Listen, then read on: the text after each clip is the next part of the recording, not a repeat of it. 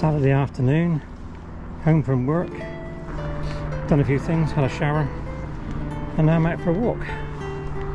It's a bit chilly, but it's good to be out. Make the most of it whilst it's not raining.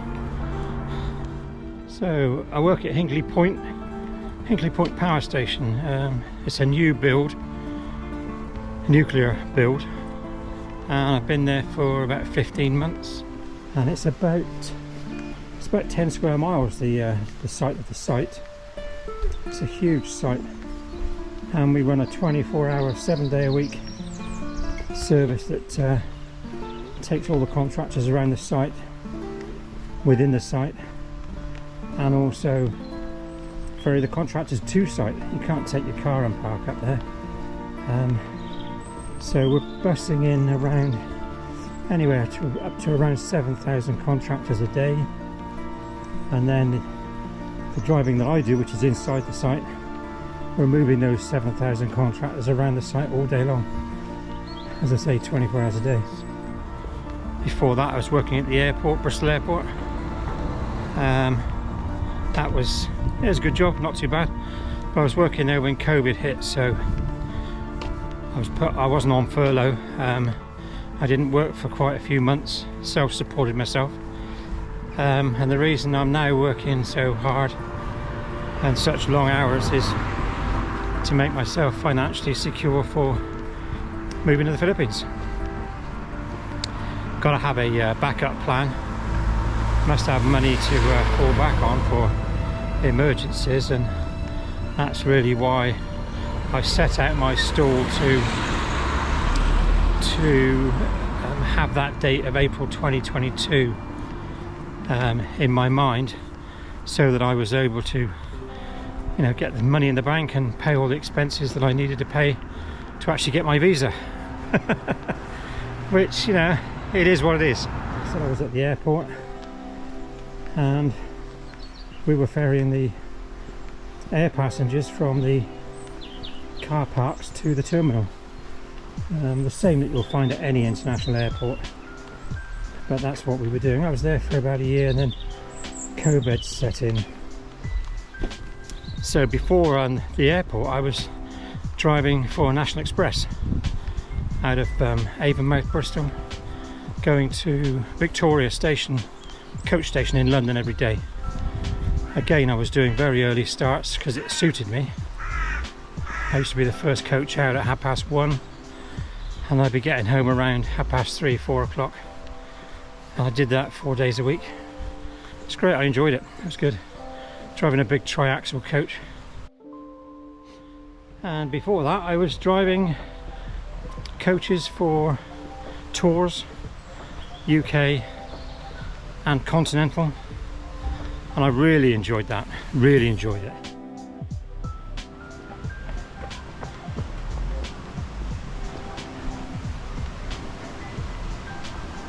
So I enjoyed going to the battlefields and all over France and Belgium, Germany, and all over the UK. And I had the great pleasure of meeting some very dear friends of mine from Hong Kong whilst I was on that job, and we've been friends ever since. But tour coaching, I really enjoyed it, it was good. But all things come to an end for one reason or another, and I'm lucky to have always had a job that I enjoy doing. I started driving coaches, well, buses, and then coaches about 12 years ago. Before that I ran my own chauffeur business, mainly corporate chauffeurs, running out of Bristol and London, Heathrow Airport, Central London, MPs, dignitaries, VIPs, heads of businesses, corporate people from the US and Europe. Yeah, it was, I did it for 10 years. It was good. I met a lot of very interesting people, and as I say, went on for 10 years, enjoyed it. The people that I met were very gracious. Carried a few pop stars that, not mentioning any names, but a couple that were really obnoxious. So I didn't carry them again.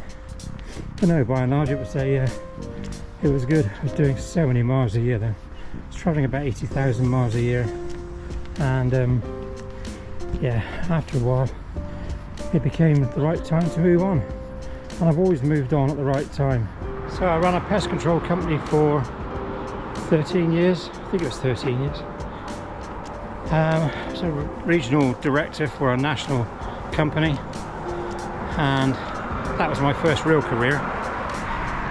And from there I had a few fill-in jobs, a few managerial positions, but my next one really was to go to an up-and-coming candle company and set up their export department.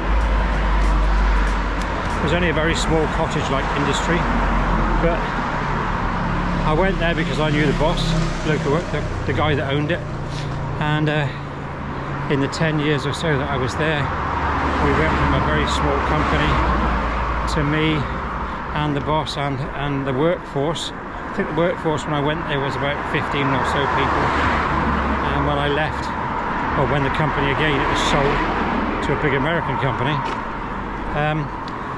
it was I think about, I don't know, 10, 11 million pound turnover company, and we had about 100 people working. We had a manufacturing division. I mean, it was a really good company to work for. And one of the guys, I still keep in touch with a lot of the people that used to work there with me, because when it was sold they closed it down and moved the whole lot into the north of England. But I still keep in touch with some of the guys that work for me, and Chris, bless him, said I should do a vlog on Eclipse Candles, which is the name of the company. Well, maybe I will. Maybe I will, who knows. I think if I had to choose a job, and I became a director of this candle company as well, if I had to choose a job out of all the jobs I've had in my 50 odd years, I'd say it was the candle company. That's the one that I had the most enjoyment out of. And we had a great workforce,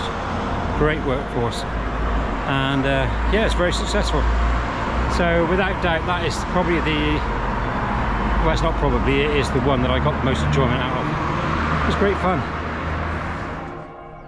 I was hoping to meet up with Jason. If you've watched my vlogs, you'll know Jason, my best friend in the UK.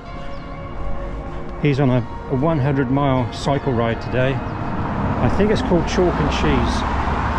So it's, I think it's called Chalk and Cheese because they've gone down towards Sherborne and Yeovil, I believe, where there is a chalk drawing in the hills, and cheese because they are going to be coming back through Wales and then Cheddar Gorge being cheddar cheese.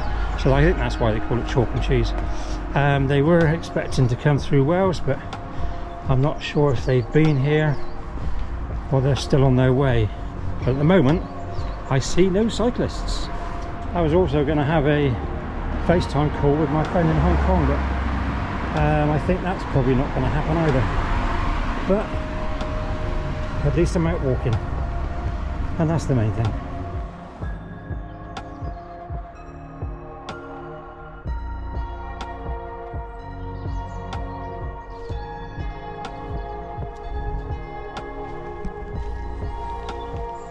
Nice tall woods, which is National Trust. A bit muddy to be in there today, but I'll stay on the path.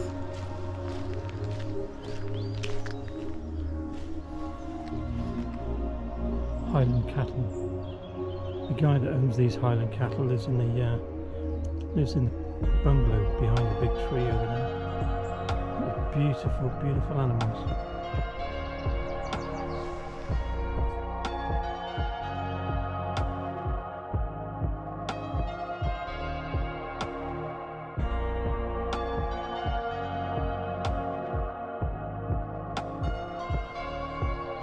Yes, I've had a good career, and now time to give up work and go on to pastures new. So just a short video of me just rambling around Wales, really. There's a lot more to Wales than just the cathedral, and it's always nice to get out and about. Take these memories with me for when I go to Philippines and make more memories.